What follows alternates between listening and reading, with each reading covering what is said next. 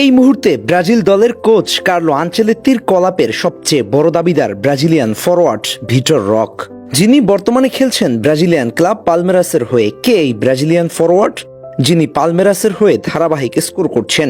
গত ম্যাচে বার্গিনিয়ন্তর বিপক্ষে জোড়া গোল করে আলোচনার কেন্দ্রবিন্দুতে উঠে এসেছেন এই তরুণ সেন্সেশন। বার্গিন্টনের বিপক্ষে পুরো ম্যাচ জুড়ে অগ্নিঝরা পারফরমেন্স উপহার দিয়েছেন এই ফরওয়ার্ড। 2টা গোল, টোটাল 7টা শট, যেখানে ওয়ান টার্গেট ছিল 5টা, একটা শট ব্লক, একটা বিগ চান্স ক্রিয়েট, 4টা রিকভারি, 7টা গ্রাউন্ড ডুয়েলস উইন, একটা এরিয়াল ডুয়েলস উইন, 40টা টাচ, 3টা successfully dribble, 93% accurate pass, 92% opponent হাফে পাস, 100% একুরেট লং বল। পালমেরাসের হয়ে এখন পর্যন্ত 14টি ম্যাচ খেলেছেন, যেখানে তার গোল সংখ্যা 12টি, অ্যাসিস্ট সংখ্যা 4। গোল করাটা যেন তার কাছে মাছ ভাতে পরিণত হয়ে গেছে। বয়সটা সবেমাত্র 20 বছর, একেবারেই তরুণ, কিন্তু খেলার মধ্যে যে পরিপক্কতা তা অভিজ্ঞদেরও হার মানায়।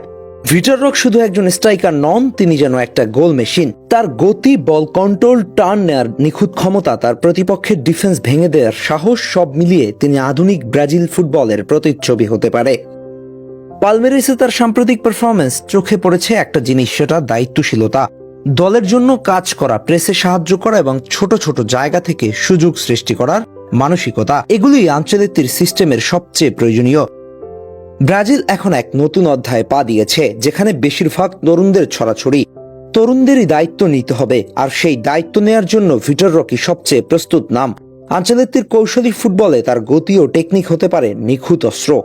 ব্রাজিল এখন পর্যন্ত তাদের সেরা কম্বিনেশন খুঁজে পায়নি। গত ম্যাচে খেয়াল করলে দেখবেন, প্রথম হাফে 2 গোল করেও জাপানের সাথে 3 গোল হজম করতে হয়েছে, কিন্তু সেই গোল আর পরিশোধ করতে পারেনি ব্রাজিল। যদিও সেটা ডিফেন্ডারদের কল্যাণই হজম করেছে, তবুও গোল স্কোর করার দিক থেকে ব্রাজিল পিছিয়ে ছিল শেষ হাফে।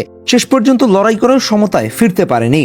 আর দ্রুত গোল স্কোর করার ঘোচাতে ভিটর রক হতে পারে কার্লো আনচেলত্তির ভালো সমাধান। তাছাড়া এই মুহূর্তে নিজের সেরা ছন্দে আছে এই ব্রাজিলিয়ান। নিজ দেশের ঘরোয়া লিগ মাতাচ্ছেন পুরোদমে। ঠিক এই মুহূর্তে যদি একজন খেলোয়াড়কেও কল করে আনচেলত্তি, সেটা হওয়া উচিত এই ভিটর রক। কি মনে হয়, আনচেলত্তি ডাকবেন তো এই তরুণ সেন্সেশনকে? আর সেটা হলে ব্রাজিলের জন্য কতটা কাজে দিবে? দর্শক কি মনে করছেন?